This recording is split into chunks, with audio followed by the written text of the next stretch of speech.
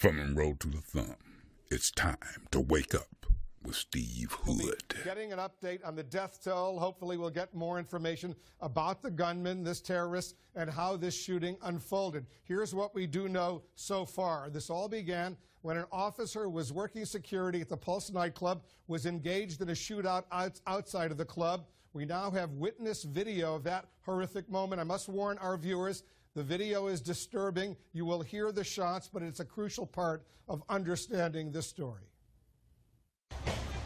Look at that, just shooting back and forth. That is crazy. Look at this. Let's go. Mira que llama Alfredo, he's telling you to come. Oh my God, they're all shooting back and forth. Let's go. From Monroe to the Thumb, it's time to wake up with Steve Hood. A horrible tragedy in Orlando, Florida. 50 people killed, 52 people wounded. Is it time for greater gun control? I have Rick Ector from Rick's Firearm Academy.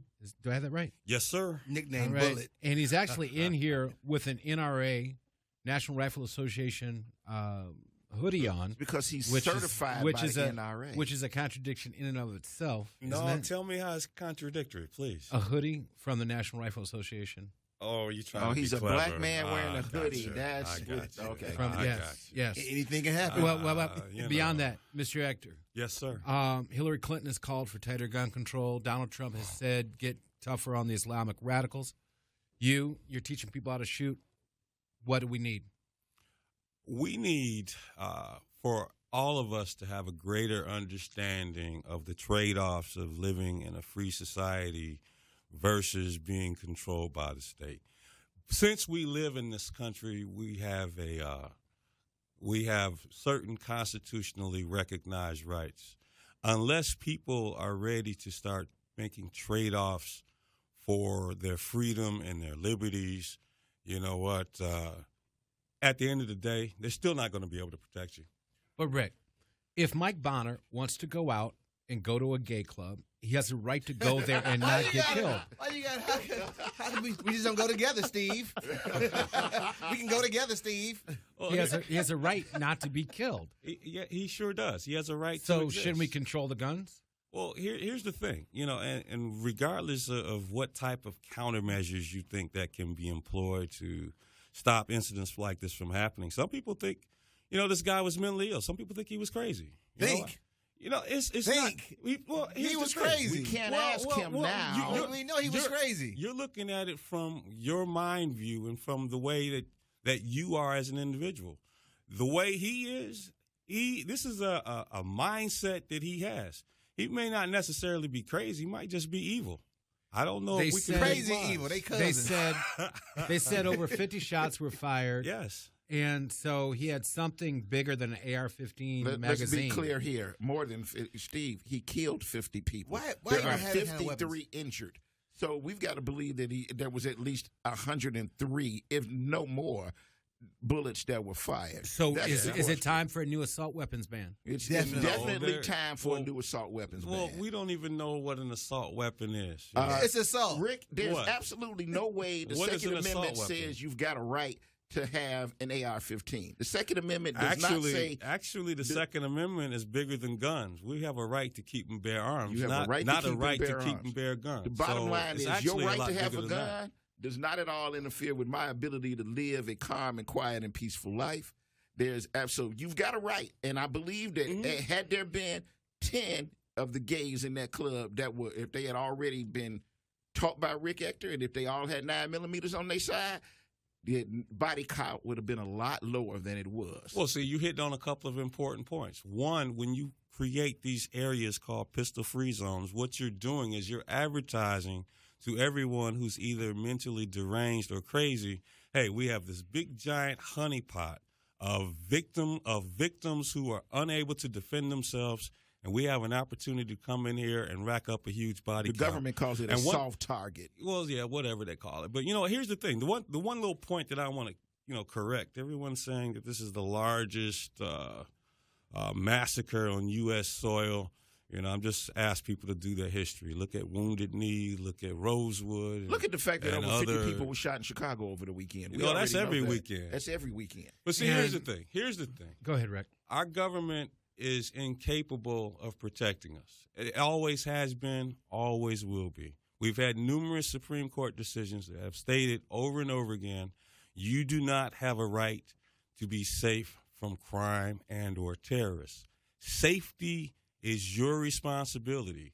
Whether you accept it or you shirk it, it is your duty. So, if the government can't protect us, when Mike Bonner heckles a couple at one of his comedy clubs and they decide to shoot him, should Mike be armed? Well, if Mike chooses to exercise his constitutionally recognized right, then yeah, he should be. But if he doesn't like to own a gun, he also has a right not to own one. And get shot. Well, you know, Well, that's maybe the he life should just we stop lead. heckling people in the audience. No, I think he does a good job. That thing where he's naming off all the last names of that one lady. He said that she sounded black. Her name was black. Yeah, that was good. I'm funny. And that's That why was good. we have you here today, you know, to discuss this, because you are funny. And that's a good thing. Carrie Leon Jackson, our government can't protect us? Time to protect yourself. It's always been time to protect And I got to yourself. tell you, I've got a 12-year-old at home that I've had to have this conversation with. Got a 22-year-old who, you know, insists on going out in the hood to hang out with folks that I would But you never spent allow so in much my money house. to move out of the hood, yet you're... Oh, yeah. Everybody, Steve, all of your listeners already know this. The very moment you move out of your hood and you tell your kids don't go back across 8 Mile, they're going to go back across 8 Mile as often as they can. So she's 22 years old at a 32-year-old. They're grown. They've got driver's license. Are they all They've got living at cars. home with you? No. Oh, that's a lottery number. 32, what, 22, and 12? 32, 22, and 12. Mike Bonner, you have children. Yes, I do. And so are you armed? Or Not while we sitting in the studio. We're right. targets. We're targets in here. That's not my thing so much. I'm not a gun guy. All right. Okay. Rick Ector, where do people contact you? I want to thank you for coming by. Where do people contact you for training? Look me up on the internet. I'm all over the place. Just Google me, Rick Ector, RICKECTOR, DetroitCCW.com, LegallyArmedInDetroit.com. LAID. Laid. I want you to get laid. LegallyArmedInDetroit.com. I'm on social media. Did you come up with that? Instagram, YouTube, Facebook, Everything. Twitter. I don't know what to do. Everything. I got a couple minutes left. Every year I take my Sunday school class. Yes, I have a Sunday school class. No jokes there. I take them to Hollow Weekends at Cedar Point. I opted after last year's trip not to take them to Hollow Weekends. I'm going to take them in July, but I decided not to take them to Hollow Weekends because at Hollow Weekends it's cold at Cedar Point, and you can hide anything up under a jacket. And I was sweating bullets all last year, not because I'm fat and I was bundled up, but because I was worried about kids. I was worried about a soft target terrorist attack. So I'm taking them in the summer. Am I wrong? Am I being too scary? Am I being too worried about See, it? this is the problem. We're now at that point that everybody is fearful of wherever you go. Are you safe going to the movie theater? Are you safe sitting in church? Are you safe going to Hollow Weekends at the local amusement park? Are you safe anywhere? Bottom line is the government's only going to do so much. They can only do so much. And you've got to, at some point in time, decide you're going to live your life. You've got to have faith in God. You've got to start off every day with a prayer. You got to get up and go for it. And after you say that prayer, hey, have Put that fire, that 9 put that millimeter firearm in your waistband. Be aware, be vigilant. If you see something, tell somebody something. Know the law and be prepared to defend yourself, your family, and your home. But I don't go out scared. No, I don't go out scared but either. But if I've got 15 kids with me, Okay. all right, if I got 15 kids with me and they're scattered all over a park, I don't know what's going to happen. But your responsibility is I to have some chaperones with you that can also keep up with those 15 kids. With guns. Somebody's got to be But responsible. you want those kids to be kids. You want them to if be you have a kids. chaperone hovering around a Steve, kid we all don't the live in time, that it's kind of crazy. world now. That We live in world that is kind of gone, world where man. you We gotta live in a say- world where I disagree. That world doesn't have to be it gone. does. And the thing is that if we want to hold on to these last vestiges of freedom that we do have, then we can't give in to fear. We can't give in to the mindset that we have to lock ourselves up in our homes and never walk out. Keep being an American, keep being free, but you know what? It's time for you to take on a more active role in your personal protection. All right. Rick Ector has spoken. Ladies and gentlemen, we'll be right back. I don't know if the guys are going to stick around. They're always welcome to. Just bum rush the show. We'll be right back.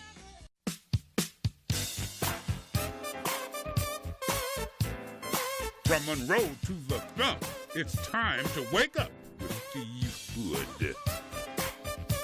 It's 8:19 and I'm wide awake. We're on 9:10 a.m. the Superstation. We're switching gears here. I have Sabrina Cronin, my legal expert. I'm sorry, Carrie, you're no longer my legal expert. You've left the city. Sabrina Cronin, good morning. Good morning. Sabrina, I watched with great interest this young man that was killed on a mini bike this week. He was racing his mini bike up the street. He wasn't looking. Mm-hmm. He went through a stop sign and got hit by a car. The mother is blaming the Detroit police. The Detroit police said they turned off their flashers and broke off the chase, and boom. The mother says she wants to bring legal action against DPD. What? I mean, does that happen? I mean, can you do that if you're acting a fool and you get chased, you're not looking, you hit a car? Yeah, well, the issue of high-speed pursuits and police civil liability has been around for quite a while. And if the police were the ones at fault, then yes, sometimes big money payouts definitely occur. Really? Mm-hmm. Really? Now, in this case, it sounds as though the driver of the mini bike, the person fleeing, the alleged defendant in this case, who ultimately, was a fatality, unfortunately, it sounds as though, he was contributorily negligent, and they look at that as well.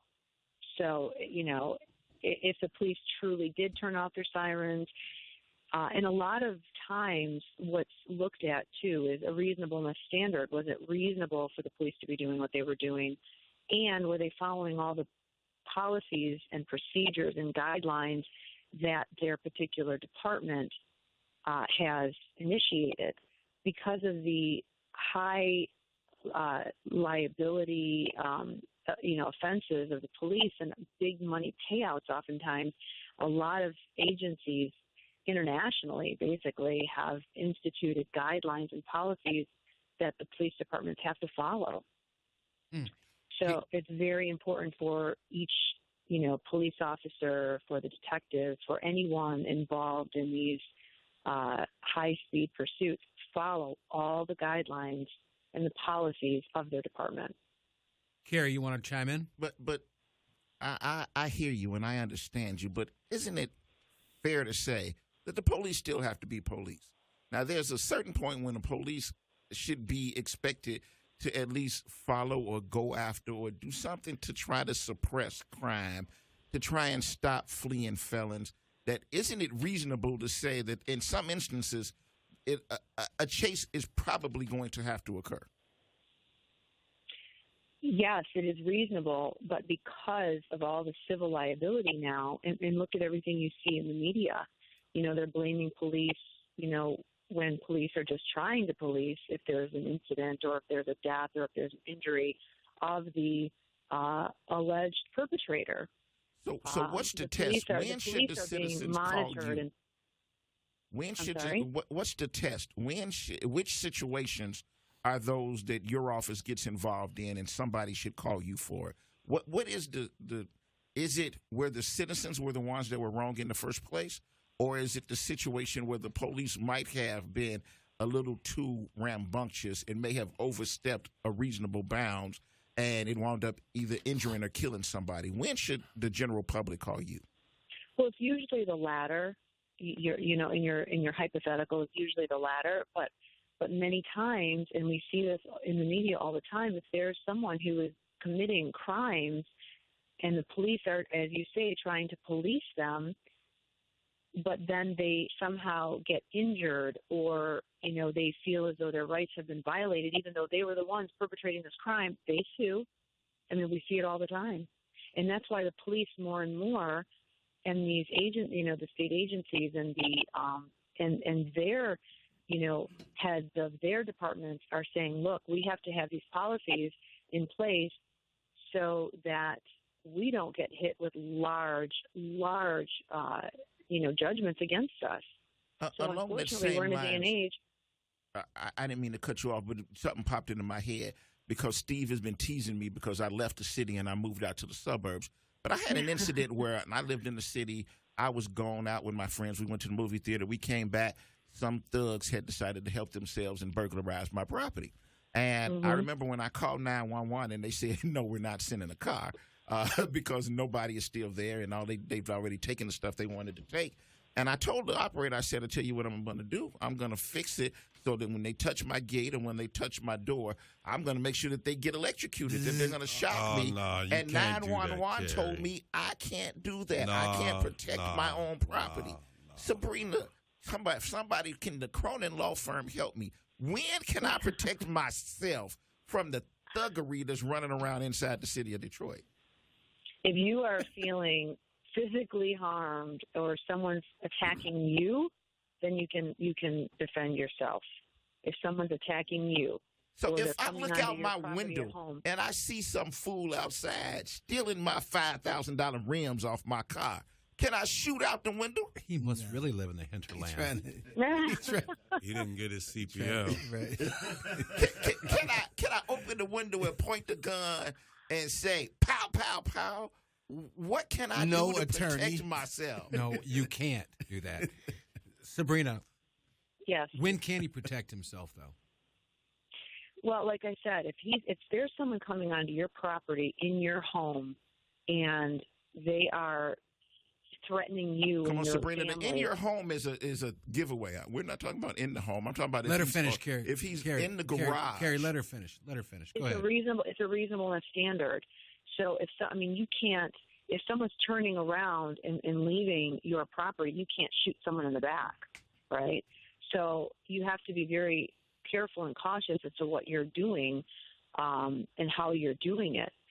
And that's why so many people get into trouble when they do arm themselves or if they do have guns and they don't know how to use them or they don't have the necessary, CPL classes or the registration required in training. Going back to the police chases, though. This is Rick Ector talking to you from... I think at some point we have to realize that if the police are not at least authorized to identify and try to apprehend suspects who may be engaged in criminal behavior, that at some point you're going to basically give criminals the green light to commit crimes because the police can't run after them. At some point. Well, that's exactly what's been happening. Look at the media. That's the way our society has been going for the last 10, 15, 20 years. The police are fearful that they're the ones that are going to be caught in the trick bag for doing their job. And yes, we do have a lot of overzealous police or those that are just not mentally fit for the job at which they are supposed to be doing. But the mass majority of those police officers out there are there to protect citizens. So what would you say? They're fearful of doing that. So what would you say would be a reasonable factor or factors, variables that come into play when the officer, given pursuit, should say, hey, let's call it off? At what point, what types of things are going through their minds to call off a chase? Well, they have to make sure they're properly trained, and that's the department's job, to make sure each police officer is properly trained to the policies and procedures of that department. If they're not following those procedures, then they're exposing their department and themselves to civil liability. So in the case where, the unfortunate man, the young man on the mini bike just happened, well, if the Detroit police truly did turn off their sirens, if they stopped, if they realized it was getting to be dangerous, if other citizens on the street were around, if young kids were nearby, if elderly were nearby, they have to stop. They cannot continue. This ain't Bullet with Steve McQueen. I want to bring up a point Mike Bonner brought up, and it might have been over the break. He was like, are we doing a good enough job as parents and through the school system of talking to kids and and just letting them know that if the police are trying to get your attention, not to run. Are we doing a decent job of doing that? Sabrina? Well, I mean, a decent job of teaching children. Yeah, teaching children, adolescents, teens, that segment that seems to be getting into a lot of trouble these days. Of doing what? Teaching them what? That the cops are not the bad people. Cops are not the bad people. Answer the cop. Have police etiquette. It's very important that kids have police etiquette. How to speak to police when you get stopped or you're approached. No, I think in large part, I think the respect for law enforcement has completely diminished in our country. I think values. I think the American, values. The God bless America. I think our country has been diminishing in terms of its values because everybody wants to have their own freedom or their own way, and you can't be a society that has any kind of synergy or cohesiveness when every single person wants to have their own independent way about him or her. I mean, this is a global issue. I think kids should know that if the police are trying to stop you or trying to question you or interview you, that you should stop. Yeah, you shouldn't run. Yeah, my mom taught me as a young kid, 13 years old, 12 years old, how to speak to the police, how to engage. Yes, sir. Yes, sir. No, sir. That whole thing was taught to me as a kid. Okay. But that's been lost. That has been because people think the police are the bad guys, and that's been lost. All right. And I've seen it in my career in law enforcement. I was a prosecutor years ago. I've seen it diminish. And somewhere along the lines, it's just the basic values that parents should instill. And now parents are sometimes saying, no, the teachers need to instill it. Well, the values, the home is where all of these values should start. Okay. Sabrina, you've been awesome this morning. How do people find you when they've been treated wrongly by the police? They need to call me at 855-CALL-CRONIN. That's 855-CALL-CRONIN. Sabrina, where do people call when they feel the need to get a divorce? They call me again, Jesus. 855-CALL-CRONIN. 855-CALL-CRONIN. All right, Sabrina. And also, when they've been treated wrongly in the workplace, when they have a hostile work environment, what do they call? Steve, we can handle all of your legal needs. It's 855-CALL-CRONIN. When their wife can't cook. And the food tastes bad, you wake up feeling sick in the morning, I'm going to call you. That's great. Call me. Thanks, Sabrina. We'll talk to you again next week. Talk to you soon. Okay. All right. Ladies and gentlemen, when we come back, Grover McCants is going to join us. We're going to talk a little sports. Did LeBron James really get hit in the family jewels? Yes. That's how you wind up getting suspended for Game 5.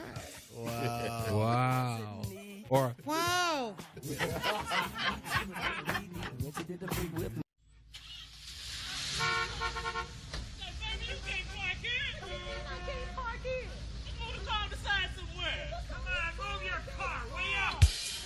From Monroe to the Thumb, it's time to wake up with Steve Hood. Excuse me, madam. You're standing still in a no parking zone. If you don't get a move on that body, I'll be forced to give you a ticket. So get with it.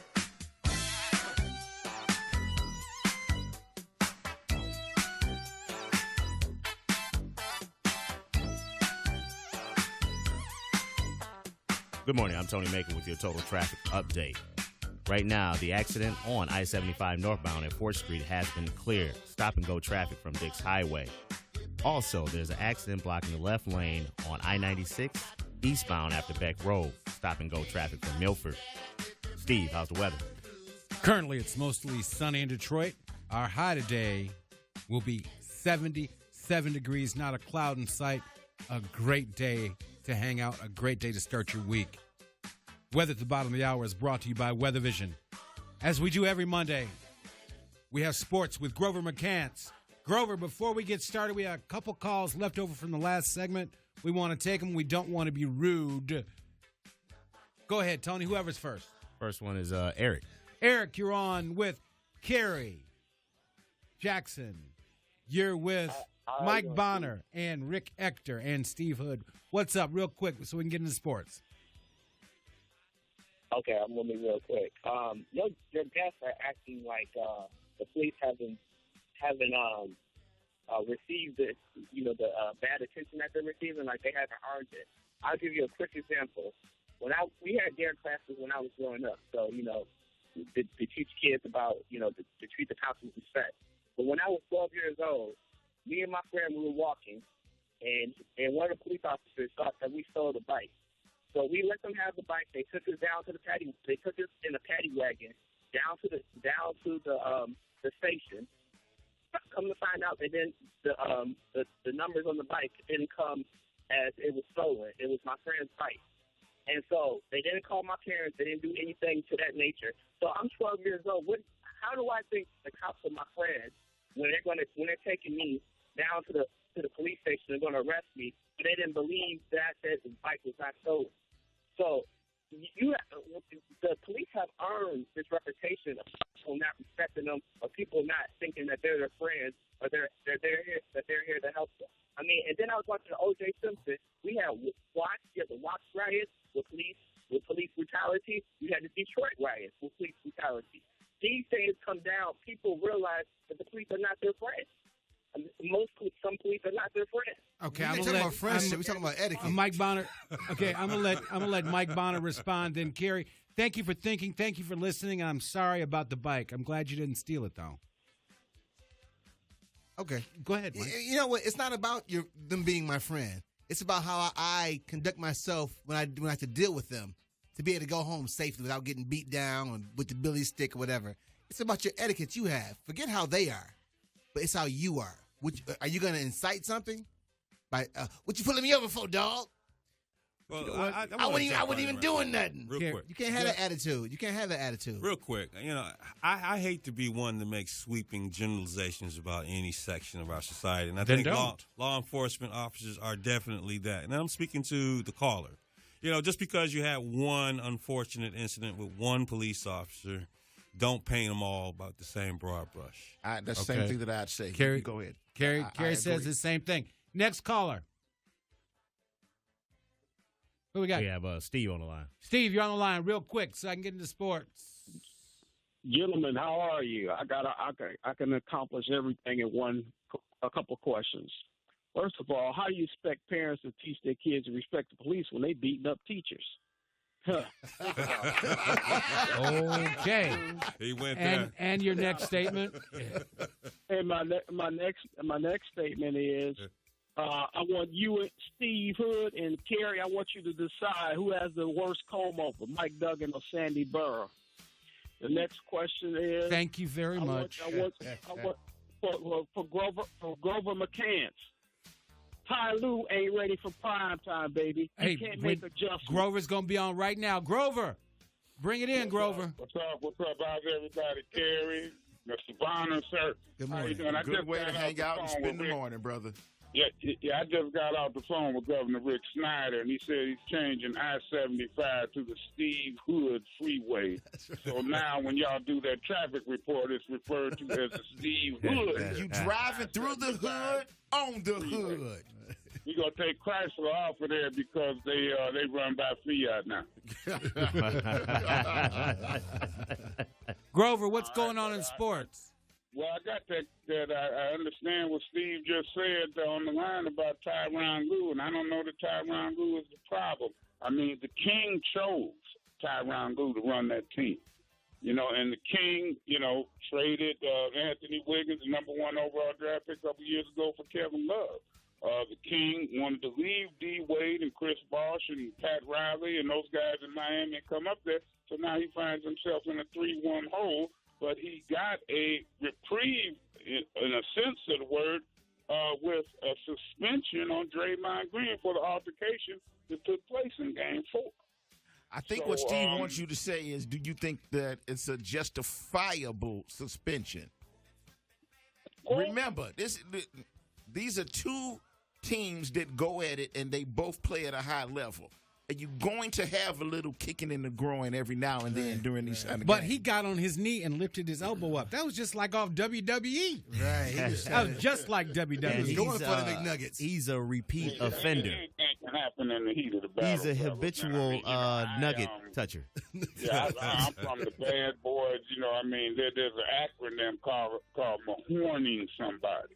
And when you mahorn somebody, you see you do damage there, and it's irreparable. I look at the gangs. It's like the thing where back in our day, in the bad boy days, it would that was nothing. That was nothing. That was like knocking a snowflake off somebody's shoulder, as far as I'm concerned.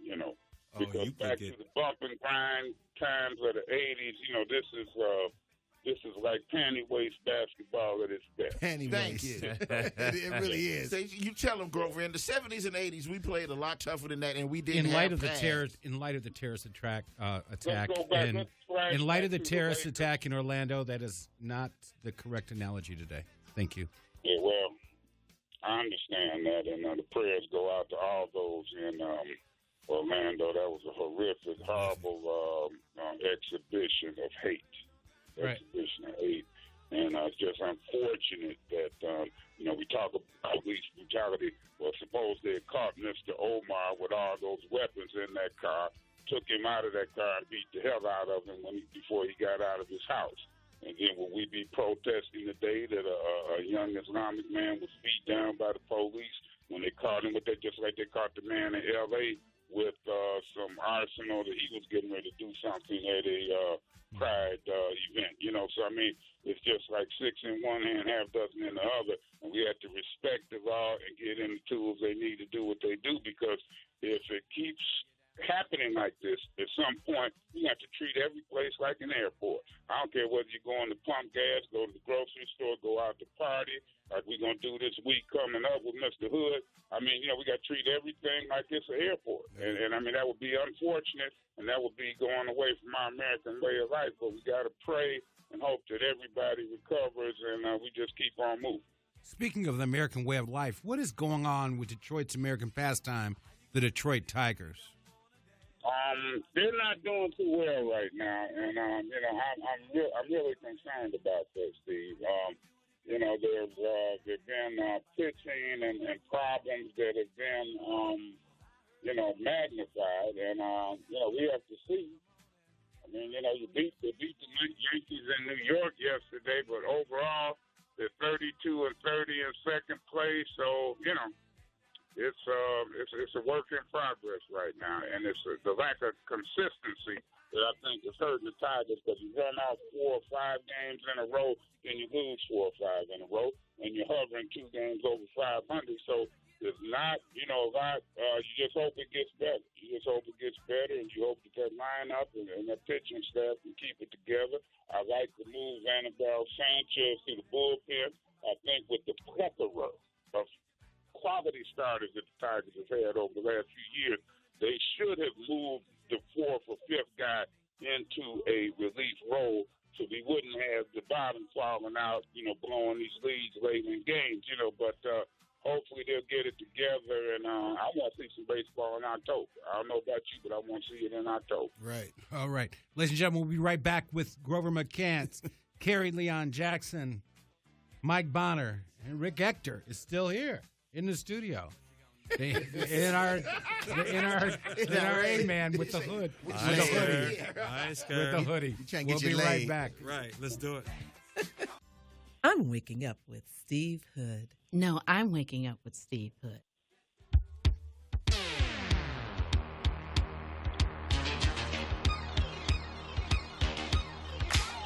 From Monroe to the Thumb, it's time to wake up with Steve Hood. It's 8:48 and we're on 9:10 a.m. The Superstation, the largest voice for Michigan's strongest urban voices, and a couple white people. 4 of them. Wow. Grover McCants. We're back here with sports. And I want to send a shout out right now. I'll be remiss because Detroit lost one of its all-time heroes last week on June 10th on Friday. We lost Mr. Hockey Gordie Howe. And he was a Detroit Red Wing, a 4-time championship, and arguably one of the, if not the greatest hockey player that ever put on skates. And Mr. Howe was just a class act, man. And when I would run into him at charity events and things like that, he always supported the Isaiah Thomas Foundation events back in the late 90s and early 2000s. He always supported the Bad Boys. Back in the day, he make it to all the championship celebrations, and he was just a Detroit kind of guy. And I want to say rest in peace, Mr. Hockey.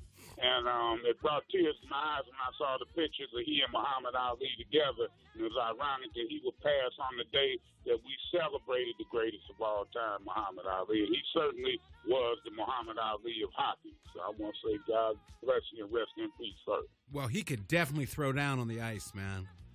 I mean, he was a fighter. He was a shooter. I mean, he was a great scorer. Amazing guy. Amazing guy. And this is the last season for the Joe Louis Arena. They're going to be at the new Little Caesars Arena. The new Little Caesars Arena. It's going to have the biggest Little Caesars logo on the planet. Yeah. On that roof. That's going to be amazing. Those pizzas sell, man. Those pizzas paid for it. So, Mr. Illich, do what it do, baby. Do what it do. And those pizzas sell, man, because I can't believe, those pizzas sell as good as they do. Anything else about that? One thing, though. To make a pizza that tastes like that and get people standing in line to pay me for them, we'd be in a better place, Mr. Hood. Make a lot of cheese. We'd be on national TV right now. We'd call it Grover.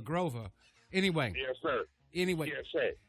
With that district opening up, though, and the addition of the queue line, I mean, Octobers and Novembers would be really crazy. I mean, and when the hockey season starts and the baseball season is in session, that whole area of Foxtown is going to be incredible, amazing. I mean, golly, it's going to be a real walking city. You don't really have to worry about there being any crime there because the 7.2 miles are heavily protected. Right.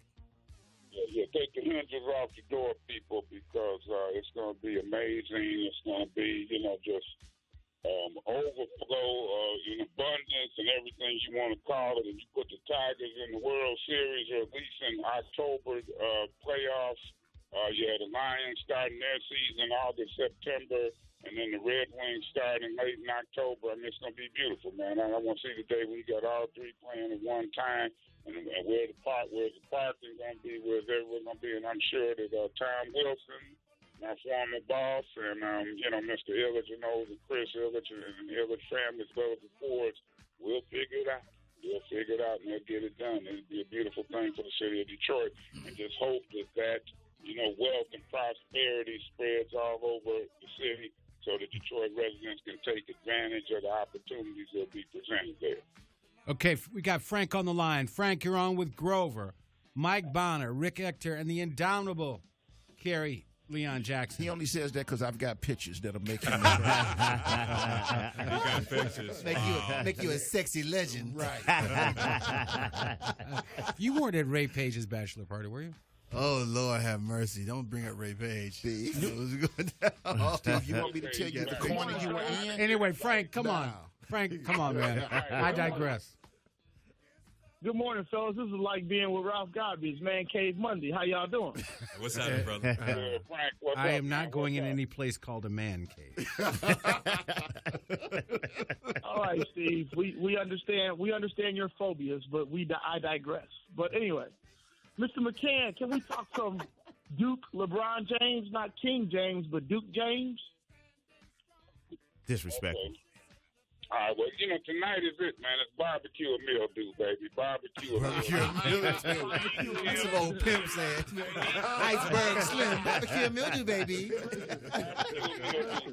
I just want to put my 2 cents on the whole thing.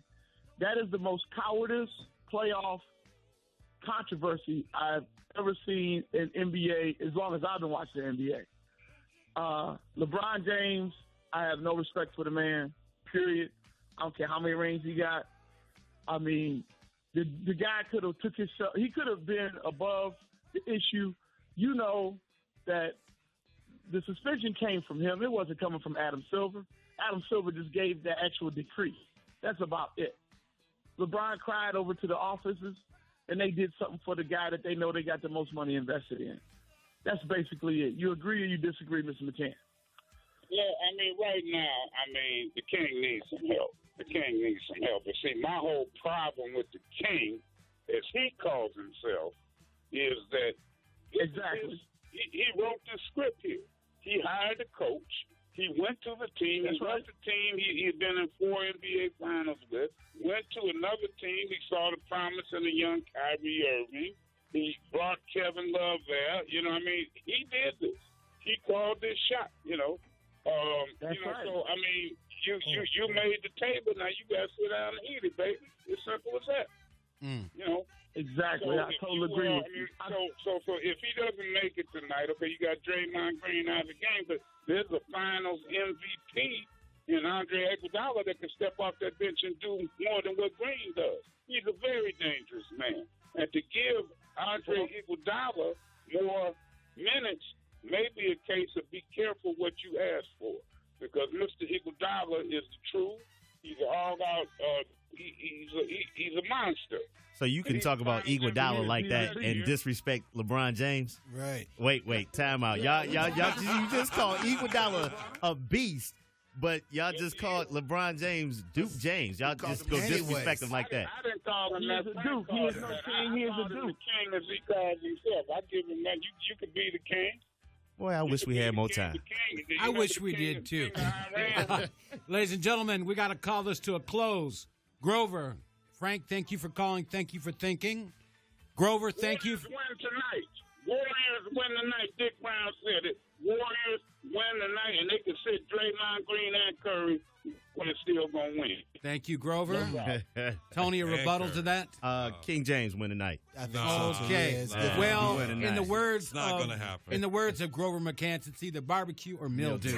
Barbecue mildew, baby. Mike Bonner, Slim, baby. Mike Bonner, thank you for stopping by. Rick Ector, Thank you you for hanging out.